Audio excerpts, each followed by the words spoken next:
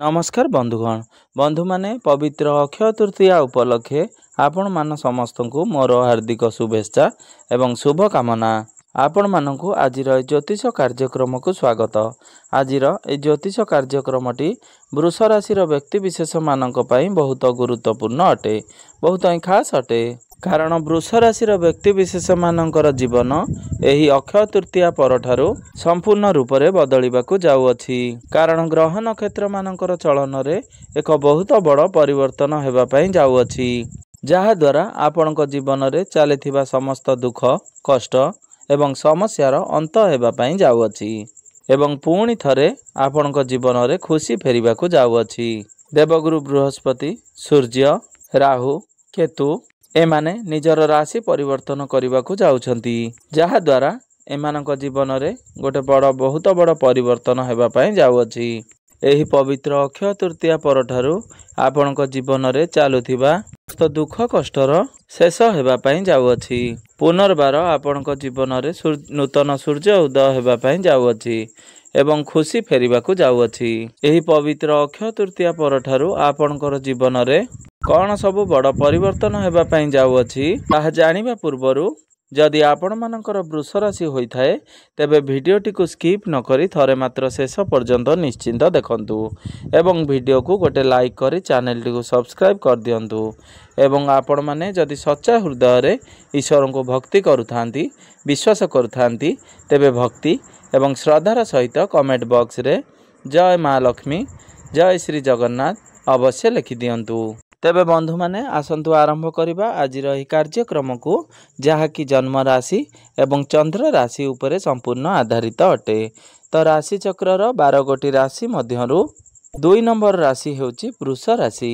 तो बंधु माने पूर्वरु आपणकर स्वास्थ्य जनित समस्या लागि रहितिला, आपणकर आर्थिक स्थिति ठीक नथिला, धन जनित समस्या देखा देउथुला, आपण ऋण नैथिले ऋण सुझी पारु नथिले, आपणकर गृह एवं परिवार रे खुशीर वातावरण नथिला, आपणकर शिक्षा क्षेत्र रे समस्या देखा जाउथुला, आपणकर अन्य शेषरी खर्च होई जाउथुला, समाज रे आपणकर मान सम्मान पद प्रतिष्ठा चली जाइतिला, आपणकु चाकरी प्राप्ति होई पारु नथिला, आपण संतान संतति पई चिंता रे रहुतिले, आपणकर व्यापार वाणिज्य रे लॉस हेउथुला, आपणकर प्रेम जीवन रे समस्या देखा देउथुला। तेबे एही बळी जहा भी समस्या आपणक जीवन रे लागि रहितिला ताहा एही पवित्र अक्षय तृतीया परठारु दूर हेबा पई जाउअछि। आपणकर जीवन रे पुनर्बार खुशी फेरिबाकु जाउअछि, आपणकर जीवन रे पुणी थरे नूतन सूर्य उदय हेबा पई जाउअछि। बंधु माने एही पवित्र अक्षय तृतीया परे आपणक कुंडली रे नवग्रहंकर स्थिति कि भली रहिछि एवं नवग्रह आपणकु केउ सब फल प्रदान करिवे से विषय रे संपूर्ण भाव रे आलोचना करिबा। तो आपणक राशि राश्याधिपति हेउचंती शुक्र देव। शुक्र आपणकर एकादश भाव रे चलन करिवे एवं से सेठारे उच्चस्थ रहिबे। तो गुरु आपणकर प्रथम भाव रे विराजमान रहिबे। तो 15 मई को गुरु आपणकर कुंडली रो द्वितीय भाव को चलन करिवे। मंगल आपणकर तृतीय भाव रे चलन करिवे। केतु आपणकर पंचम भाव रे चलन करिवे एवं 18 मई को केतु आपणक कुंडली रो चतुर्थ भाव को चलन करिवे। बुध, शुक्र, शनि एवं राहु आपणक कुंडली रो एकादश भाव रे चलन करिवे। तो 18 मई को राहु आपणकर दशम भाव को चलन करिवे। सूर्य आपणकर द्वादश भाव रे चलन करिवे एवं 15 मई को सूर्य आपणकर प्रथम भाव तथा लग्न भाव को चलन करिवे। तो बंधु माने सर्वप्रथमे आसंतु जानि नेबा आपणकर स्वास्थ्य किपरि रहिबो एही पवित्र अक्षय तृतीया परठारु। तो बंधु माने कुंडली रो प्रथम भावटी होइथाय आपणकर स्वास्थ्यर भाव, आपणकर इम्युनिटी सिस्टम रो भाव। आपणकर प्रथम भावर अधिपति हेउचंती शुक्र। तो शुक्र आपणक कुंडली रो एकादश भाव रे उच्चस्थ अछंती। तो अक्षय तृतीया परे आपणकर स्वास्थ्य बहुत भल रहिबो, आपण निजको स्वास्थ्यवान अनुभव करिवे। जदि पूर्वरु आपणकर स्वास्थ्य जनित समस्या लागि रहितिला तेबे ताहा मध्य दूर होई जिवो। तो एबे आसंतु जानि नेबा शिक्षार्थी मानक पई किपरि रहिबो एही पवित्र अक्षय तृतीया परर समय। तो बंधु माने कुंडली रो पंचम भावटी होइथाय आपणकर शिक्षा क्षेत्रर भाव। तो आपणकर पंचम भावर अधिपति हेउचंती बुध। बुध आपणकर एकादश भाव रे विराजमान अछंती। ଏବଂ ଆପଣଙ୍କର ପଞ୍ଚମ ଭାବରେ ବିରାଜମାନ ଅଛନ୍ତି କେତୁ। ତ ଯେବେଠାରୁ କେତୁ ଆପଣଙ୍କର କୁଣ୍ଡଳୀର ପଞ୍ଚମ ଭାବରେ ଅଛନ୍ତି ସେବେଠାରୁ ଆପଣ ଆପଣଙ୍କର ପାଠ ପଢ଼ାରେ ସମସ୍ୟା ଦେଖିବାକୁ ପାଉଥିବେ। ଆପଣଙ୍କର ମାଇଣ୍ଡ ଡାଇଭର୍ଟ ହେଉଥିବ, ଆପଣଙ୍କର ପାଠ ପଢ଼ାରେ ସେତେଟା ମନ ଲାଗୁନଥିବ କିମ୍ବା ପାଠ ପଢ଼ାରେ ଆପଣ ସାଟିସ୍ଫାଏଡ୍ ହେଉନଥିବେ। ତେବେ ଏହି ସବୁ ସମସ୍ୟା 18 ମଇ ପର୍ଯ୍ୟନ୍ତ, କାରଣ 18 ମଇକୁ କେତୁ ଯେତେବେଳେ ପଞ୍ଚମ ଭାବରୁ ବାହାରି ଯିବେ ସେତେବେଳେ ଆପଣ ଆପଣଙ୍କର ପାଠପଢ଼ା କ୍ଷେତ୍ରରେ ଏକ ପଜିଟିଭ ଚେଞ୍ଜେସ୍ ଦେଖିବା ପାଇଁ ପାଇବେ। ତ 18 ମଇ ପରଠାରୁ ଆପଣଙ୍କର ଶିକ୍ଷା କ୍ଷେତ୍ର ବହୁତ ଭଲ ରହିବ ଏବଂ 18 ମଇ ପରେ ଆପଣ ପାଠପଢ଼ା ରିଲେଟେଡ୍ ଯାହା ବି କିଛି ନିଷ୍ପତ୍ତି ନେଉଛନ୍ତି ସେଥିରେ ଆପଣଙ୍କୁ ସଫଳତା ପ୍ରାପ୍ତି ହେବ। ଆପଣ ଏହି ସମୟରେ ଯଦି କୌଣସି ଆଡମିସନ୍ କରନ୍ତି କିମ୍ବା ଫର୍ମ ଫିଲ୍ଅପ୍ କରନ୍ତି କିମ୍ବା ଆପଣଙ୍କର କୌଣସି କମ୍ପିଟେଟିଭ୍ ଏକ୍ଜାମ୍ ରହିଛି ତ ସେ ସବୁରେ ଆପଣ ସଫଳତା ଲାଭ କରିବେ। ଏବେ ଆସନ୍ତୁ ଜାଣିନେବା ଆପଣଙ୍କର ପ୍ରେମ ଜୀବନ କିପରି ରହିବ ଏହି ପବିତ୍ର ଅକ୍ଷୟ ତୃତୀୟା ପରର ସମୟ। ତ ବନ୍ଧୁମାନେ, କୁଣ୍ଡଳୀର ପଞ୍ଚମ ଭାବଟି ଶିକ୍ଷାର ଭାବ ହେବା ସହିତ ପଞ୍ଚମ ଭାବଟି ଆପଣଙ୍କର ପ୍ରେମ ଜୀବନର ଭାବ ହୋଇଥାଏ ଏବଂ ସନ୍ତାନ ସନ୍ତତିର ଭାବ ହୋଇଥାଏ। ତ ଆପଣଙ୍କର ପଞ୍ଚମ ଭାବର ଅଧିପତି ହେଉଛନ୍ତି ବୁଧ। ତ ବୁଧ ଆପଣଙ୍କର ଏକାଦଶ ଭାବରେ ବିରାଜମାନ ଅଛନ୍ତି ଏବଂ ଆପଣଙ୍କର ପ୍ରଥମ ଭାବର ଅଧିପତି ଶୁକ୍ର ମଧ୍ୟ ଏକାଦଶ ଭାବରେ ବୁଧଙ୍କ ସହିତ ବିରାଜମାନ ଅଛନ୍ତି। ଏହା ବ୍ୟତୀତ ବୁଧ ଏବଂ ଶୁକ୍ରଙ୍କର ଦୃଷ୍ଟି ମଧ୍ୟ ଆପଣଙ୍କର ପଞ୍ଚମ ଭାବ ଉପରକୁ ରହୁଅଛି, ଯାହା ଫଳରେ ଆପଣଙ୍କର ପ୍ରେମ ଜୀବନ ବହୁତ ଭଲ ରହିବ, ଆପଣଙ୍କ ମଧ୍ୟରେ ବଣ୍ଡିଙ୍ଗ ଭଲ ରହିବ, ଆପଣଙ୍କ ମଧ୍ୟରେ ବୁଝାମଣା ଠିକ୍ ରହିବ। ତ ପୂର୍ବରୁ ଯଦି ଆପଣଙ୍କର ପ୍ରେମ ଜୀବନରେ କଥାବାର୍ତ୍ତା ବନ୍ଦ ହୋଇଯାଇଥିଲା ବା ବ୍ରେକଅପ୍ ଆଦି ହୋଇଯାଇଥିଲା ତ ସେଥିରେ ସମାଧାନ ହୋଇଯିବ, ପୁଣି ଥରେ ପ୍ୟାଚଅପ୍ ହେବାର ସମ୍ଭାବନା ବନୁଅଛି। ତ ବନ୍ଧୁମାନେ, ସବୁଠାରୁ ବଡ଼ କଥା ହେଉଛି ଆପଣଙ୍କର ପଞ୍ଚମ ଭାବରେ କେତୁ ଯେଉଁ ବିରାଜମାନ ଅଛନ୍ତି ତ 18 ମଇକୁ କେତୁ ଆପଣଙ୍କର ପଞ୍ଚମ ଭାବରୁ ବାହାରି ଯିବେ।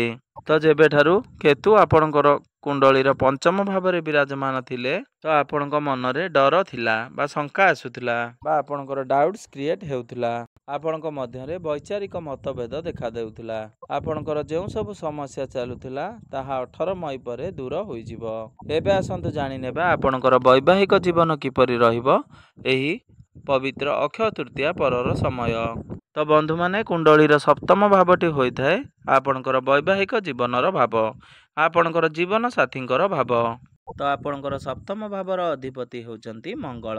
ତ ମଙ୍ଗଳ ଆପଣଙ୍କର ତୃତୀୟ ଭାବରେ ବିରାଜମାନ ଅଛନ୍ତି। ତ ମଙ୍ଗଳ ଯେହେତୁ ଆପଣଙ୍କ କୁଣ୍ଡଳୀର ତୃତୀୟ ଭାବରେ ନିଚସ୍ଥ ଅଛନ୍ତି ସେଥିପାଇଁ ଆପଣଙ୍କ ମଧ୍ୟରେ ଯେପରି ଛୋଟ ମୋଟ କଥାକୁ ନେଇ କଳି ଝଗଡ଼ା ସୃଷ୍ଟି ନ ହୁଏ ଆପଣ ସେଥିପ୍ରତି ଟିକେ ସତର୍କତା ଅବଲମ୍ବନ କରିବେ। ତ 15 ମଇ ଠାରୁ ସୂର୍ଯ୍ୟ ଆପଣଙ୍କର ପ୍ରଥମ ଭାବରେ ରହି ଆପଣଙ୍କର ସପ୍ତମ ଭାବକୁ ଦୃଷ୍ଟି ଦେବେ, ଯାହା ଫଳରେ ଆପଣଙ୍କ ମଧ୍ୟରେ ଆଗ୍ରେସନ୍ ରହିବ। ଏହା ବ୍ୟତୀତ ଆପଣଙ୍କର ଜୀବନ ସାଥୀଙ୍କର ସ୍ୱଭାବରେ ଟିକେ କ୍ରୋଧ ସ୍ୱଭାବ ରହିବ, ତ ଏସବୁକୁ ଆପଣ ଟିକେ କଣ୍ଟ୍ରୋଲ କରିବାର ଅଛି। ତ ବୈବାହିକ ଜୀବନ ଏହି ଅକ୍ଷୟ ତୃତୀୟା ପରେ ଆଭରେଜ ରହିବ। ତ ବନ୍ଧୁମାନେ, ଏବେ ଆସନ୍ତୁ ଜାଣିବା ସବୁଠାରୁ ମହତ୍ତ୍ୱପୂର୍ଣ୍ଣ ବିଷୟବସ୍ତୁ ଆପଣଙ୍କର ଭାଗ୍ୟ, କ୍ୟାରିୟର ଏବଂ ବ୍ୟାପାର ବାଣିଜ୍ୟର ସ୍ଥିତି କିପରି ରହିବ ଏହି ପବିତ୍ର ଅକ୍ଷୟ ତୃତୀୟା ପରର ସମୟ। ତ ବନ୍ଧୁମାନେ, କୁଣ୍ଡଳୀର ନବମ ଭାବଟି ହୋଇଥାଏ ଆପଣଙ୍କର ଭାଗ୍ୟର ଭାବ ଏବଂ ଦଶମ ଭାବଟି ହୋଇଥାଏ ଆପଣଙ୍କର କାର୍ଯ୍ୟକ୍ଷେତ୍ର ତଥା କ୍ୟାରିୟରର ଭାବ ଏବଂ ସପ୍ତମ ଭାବଟି ହୋଇଥାଏ ଆପଣଙ୍କର ବ୍ୟାପାର ବାଣିଜ୍ୟର ଭାବ। ତ ଆପଣଙ୍କର ନବମ ଭାବର ଅଧିପତି ହେଉଛନ୍ତି ଶନି। ତ ଶନି ଆପଣଙ୍କ କୁଣ୍ଡଳୀର ଏକାଦଶ ଭାବରେ ବିରାଜମାନ ଅଛନ୍ତି। ତ ଶନି ଆପଣଙ୍କର ଲାଭ ସ୍ଥାନରେ ବିରାଜମାନ ଅଛନ୍ତି। ଏହା ବ୍ୟତୀତ ଆପଣଙ୍କର ରାଶିର ସ୍ୱାମୀ ଶୁକ୍ର ମଧ୍ୟ ଆପଣଙ୍କର ଏକାଦଶ ଭାବରେ ବିରାଜମାନ ଅଛନ୍ତି ଏବଂ ସେ ସେଠାରେ ଉଚ୍ଚସ୍ଥ ଅଛନ୍ତି। ତ ଏହି ମାସରେ ଭାଗ୍ୟ ଆପଣଙ୍କର ବହୁତ ଭଲ ରହୁଛି। ତ ଏହି ଅକ୍ଷୟ ତୃତୀୟା ପରଠାରୁ ଆପଣଙ୍କର ଭାଗ୍ୟ ପ୍ରତ୍ୟେକଟି କ୍ଷେତ୍ରରେ ପୂର୍ଣ୍ଣ ମାତ୍ରାରେ ସାଥ ଦେବ। ଯଦି ଆପଣ ବଡ଼ ଇନଭେଷ୍ଟମେଣ୍ଟ କରିବାକୁ ଚାହୁଁଛନ୍ତି ବା ଆପଣ କୌଣସି ବଡ଼ ଜିନିଷ କ୍ରୟ କରିବାକୁ ଚାହୁଁଛନ୍ତି ବା କିଛି ବଡ଼ କାର୍ଯ୍ୟର ଆରମ୍ଭ କରିବାକୁ ଚାହୁଁଛନ୍ତି ବା କିଛି ଶୁଭ ମାଙ୍ଗଳିକ କାର୍ଯ୍ୟର ଆୟୋଜନ କରିବାକୁ ଚାହୁଁଛନ୍ତି ତ ପ୍ରତ୍ୟେକଟି କ୍ଷେତ୍ରରେ ଆପଣଙ୍କୁ ଆପଣଙ୍କର ଭାଗ୍ୟର ପୂର୍ଣ୍ଣ ମାତ୍ରାରେ ସାଥ ମିଳିବ। ଏହା ବ୍ୟତୀତ 15 ମଇକୁ ଗୁରୁ ଆପଣଙ୍କର ଦ୍ୱିତୀୟ ଭାବକୁ ଚଳନ କରିବେ, ଆପଣଙ୍କର ଧନ ସ୍ଥାନକୁ ଚଳନ କରିବେ। ତ ଏହା ପାଇଁ ଆପଣଙ୍କୁ ବିଭିନ୍ନ ଦିଗରୁ ଧନ ପ୍ରାପ୍ତି ହେବ, ଆପଣ ଅଳ୍ପ ପରିଶ୍ରମ କରି ବହୁତ ଅଧିକ ଧନ ରୋଜଗାର କରିବେ। ଆପଣଙ୍କର କାଉନ୍ସିଲିଂ ସ୍କିଲ୍ ଭଲ ରହିବ, ଆପଣଙ୍କର କମ୍ୟୁନିକେସନ୍ ସ୍କିଲ୍ସ ଭଲ ରହିବ, ଆପଣ ଆପଣଙ୍କର ବାଣୀ ଦ୍ୱାରା ପ୍ରତ୍ୟେକଟି କ୍ଷେତ୍ରରେ ସମ୍ମାନିତ ହେବେ, ଆପଣଙ୍କର ଗୃହରେ ବା ପରିବାରରେ ସୁଖ ଶାନ୍ତିର ମାହୋଲ ଦେଖିବା ପାଇଁ ପାଇବେ। ଦୀର୍ଘ 12 ବର୍ଷ ପରେ ଗୁରୁ ଆପଣଙ୍କର ଦ୍ୱିତୀୟ ଭାବରେ ଗୋଚର କରିବେ ଏବଂ ସମ୍ପୂର୍ଣ୍ଣ 1 ବର୍ଷ ପର୍ଯ୍ୟନ୍ତ ଗୁରୁ ଆପଣଙ୍କର ଦ୍ୱିତୀୟ ଭାବରେ ରହିବେ। ଏବେ ଆସନ୍ତୁ ଜାଣିନେବା ଆପଣଙ୍କର କ୍ୟାରିୟର କିପରି ରହିବ ଏହି ପବିତ୍ର ଅକ୍ଷୟ ତୃତୀୟା ପରର ସମୟ। ତ ବନ୍ଧୁମାନେ, କୁଣ୍ଡଳୀର ଦଶମ ଭାବଟି ହୋଇଥାଏ ଆପଣଙ୍କର କାର୍ଯ୍ୟକ୍ଷେତ୍ର ତଥା କ୍ୟାରିୟରର ଭାବ। ତ ଆପଣଙ୍କର ଦଶମ ଭାବର ଅଧିପତି ହେଉଛନ୍ତି ଶନି। ତ ଶନି ଆପଣଙ୍କର ଏକାଦଶ ଭାବରେ ବିରାଜମାନ ଅଛନ୍ତି, ଯାହା ଫଳରେ ଆପଣ ହାର୍ଡୱାର୍କ ନ କରି ସଫ୍ଟ ବା ସ୍ମାର୍ଟ ୱାର୍କ କରିବାକୁ ପସନ୍ଦ କରିବେ। ଆପଣ ଆପଣଙ୍କର ଠିକ୍ ଠାକ୍ କାର୍ଯ୍ୟ ସମ୍ପାଦନ କରିବେ ଏବଂ ଆପଣଙ୍କର କାର୍ଯ୍ୟ କରିବାର ଶୈଳୀ ବହୁତ ଭଲ ରହିବ। ଏହା ସହିତ ସୂର୍ଯ୍ୟ ଯେତେବେଳେ ଆପଣଙ୍କର ପ୍ରଥମ ଭାବକୁ ଚଳନ କରିବେ, ତ ଆପଣ ଯଦି ଚାକିରି ପାଇଁ ପ୍ରିପାରେସନ୍ ଅଛନ୍ତି ତାହେଲେ ଆପଣଙ୍କୁ ଚାକିରି ପ୍ରାପ୍ତ ହେବାର ବହୁତ ଅଧିକ ସମ୍ଭାବନା ରହୁଛି। ଅର୍ଥାତ୍ 15 ମଇ ଠାରୁ ଆପଣଙ୍କୁ ଚାକିରି ପ୍ରାପ୍ତ ହେବାର ବହୁତ ଅଧିକ ସମ୍ଭାବନା ବନୁଅଛି। ତ ଆପଣଙ୍କୁ ଚାକିରି ପ୍ରାପ୍ତ ହେବାର ବହୁତ ଅଧିକ ସମ୍ଭାବନା ବନୁଅଛି। ଅର୍ଥାତ୍ 15 ମଇ ଠାରୁ ଆମକୁ ବା ଆପଣମାନଙ୍କୁ ଚାକିରି ପ୍ରାପ୍ତ ହେବାର ସମ୍ଭାବନା ବନୁଅଛି। ଏହା ସହିତ 15 ମଇ ପରେ ଆପଣଙ୍କୁ ସରକାରୀ କ୍ଷେତ୍ରରେ ଲାଭ ପ୍ରାପ୍ତି ହେବ। ଆପଣଙ୍କର କମ୍ୟୁନିକେସନ୍ ସ୍କିଲ୍ ବହୁତ ଭଲ ରହିବ। ଆପଣ ଯଦି ସରକାରୀ କ୍ଷେତ୍ରରେ ଅଛନ୍ତି ତ ଆପଣଙ୍କର ପଦୋନ୍ନତି ହୋଇପାରେ। ରାହୁ ଆପଣଙ୍କର ଦଶମ ଭାବକୁ ଆସିବେ ଏବଂ ସମ୍ପୂର୍ଣ୍ଣ 1.5 ବର୍ଷ ପର୍ଯ୍ୟନ୍ତ ଆପଣଙ୍କ କୁଣ୍ଡଳୀର ଦଶମ ଭାବରେ ବିରାଜମାନ ରହିବେ। ଯେତେବେଳେ ଆପଣଙ୍କ ଦଶମ ଭାବରେ ଗୋଚର କରିବେ ସେତେବେଳେ ଆପଣଙ୍କର ଚାକିରି କ୍ଷେତ୍ରରେ କିଛି ନା କିଛି ପରିବର୍ତ୍ତନ ଆସିବ। ଏହା ବ୍ୟତୀତ ରାହୁ ଆପଣଙ୍କର ଦଶମ ଭାବରେ ରହି ଆପଣଙ୍କୁ ଚାଲାକ ଚତୁର ବନାଇବେ। ଆପଣଙ୍କର ମାଇଣ୍ଡ ସାର୍ପ ହେବ। ଆପଣ ସ୍ମାର୍ଟ ହୋଇ ନିଜର କାର୍ଯ୍ୟ ଗୁଡ଼ିକୁ ସମ୍ପାଦନ କରିବେ। ତ ଯେଉଁମାନେ ଟେକ୍ନିକାଲ ଲାଇନରେ ଅଛନ୍ତି ବା ସର୍ଜନ ଅଛନ୍ତି ତ ସେମାନଙ୍କୁ ବହୁତ ଅଧିକ ସଫଳତା ପ୍ରାପ୍ତି ହେବ। ଏସବୁ କ୍ଷେତ୍ରରେ ସେମାନେ ବହୁତ ଅଧିକ ସଫଳତା ପ୍ରାପ୍ତ କରିବେ। ତ ଏହି ଅକ୍ଷୟ ତୃତୀୟା ପରେ ଆପଣଙ୍କର କ୍ୟାରିୟର ବହୁତ ଭଲ ରହିବ। ଆପଣ ନିଜର କ୍ୟାରିୟରରେ ବହୁତ ଉନ୍ନତି କରିବେ। ବ୍ୟାପାର ବାଣିଜ୍ୟର କଥା ହେବା ଯଦି, ତେବେ ବନ୍ଧୁମାନେ ତ ଆପଣଙ୍କର ବ୍ୟାପାର ବାଣିଜ୍ୟର ସ୍ଥିତି ବହୁତ ଭଲ ରହିବ। କାରଣ ଆପଣଙ୍କର ଲାଭ ଭାବରେ 4ଟି ଗ୍ରହ ବିରାଜମାନ ଅଛନ୍ତି। ତ ଏହି ଅକ୍ଷୟ ତୃତୀୟା ପରେ ଆପଣଙ୍କର ଫାଇନାନ୍ସିଆଲ ଗ୍ରୋଥ ହେବ। ଆପଣଙ୍କର ବ୍ୟାଙ୍କ ବାଲାନ୍ସ ବଢିବ। ତ ଆପଣ ନିଜର ବିଜନେସକୁ ବହୁତ ଆଗକୁ ବଢାଇବେ। ବ୍ୟାପାରରେ ଆପଣଙ୍କ ମନକୁ ନୂଆ ନୂଆ ଆଇଡିଆ ଆସିବ ଏବଂ ତାକୁ ଆପଣ କାର୍ଯ୍ୟରେ ଲଗାଇବେ। ସେଥିରେ ଆପଣଙ୍କୁ ସଫଳତା ପ୍ରାପ୍ତି ହେବ। ତ ବ୍ୟାପାର ବାଣିଜ୍ୟ ଏହି ଅକ୍ଷୟ ତୃତୀୟା ପରଠାରୁ ବହୁତ ଭଲ ରହୁଛି। ତ ବନ୍ଧୁମାନେ, ଏବେ ଆସନ୍ତୁ ଜାଣିନେବା କିଛି ବିଶେଷ ଉପାୟ ବିଷୟରେ। ଯେଉଁ ଉପାୟ ଗୁଡ଼ିକ କରିବା ଦ୍ୱାରା ଆପଣଙ୍କର ଯେଉଁ ଅଶୁଭତ୍ୱ ଗୁଡ଼ିକ ରହୁଛି ସେଗୁଡ଼ିକ ଖଣ୍ଡନ ହେବ ଏବଂ ଆପଣଙ୍କୁ ଶୁଭ ଫଳ ପ୍ରାପ୍ତି ହେବ। ଆପଣଙ୍କର ଭାଗ୍ୟରେ ଉନ୍ନତି ଆସିବ। ଆପଣ ପ୍ରତ୍ୟେକ ଦିନ ଶୁକ୍ରଙ୍କର ବୀଜ ମନ୍ତ୍ରର ଜପ 108 ଥର ନିଶ୍ଚୟ କରନ୍ତୁ। ପ୍ରତ୍ୟେକ ଦିନ ହନୁମାନ ଚାଳିଶାର ପାଠ ଅବଶ୍ୟ କରନ୍ତୁ। ଏହା ସହିତ ଶନିଙ୍କର ବୀଜ ମନ୍ତ୍ରର ଜପ 108 ଥର ନିଶ୍ଚୟ କରନ୍ତୁ। ତ ବନ୍ଧୁମାନେ, ଆପଣଙ୍କର ଜୀବନ ମଙ୍ଗଳମୟ ହେଉ, ଏହା ହିଁ ଈଶ୍ୱରଙ୍କ ନିକଟରେ ମୋର ଏତିକି ପ୍ରାର୍ଥନା। ଧନ୍ୟବାଦ।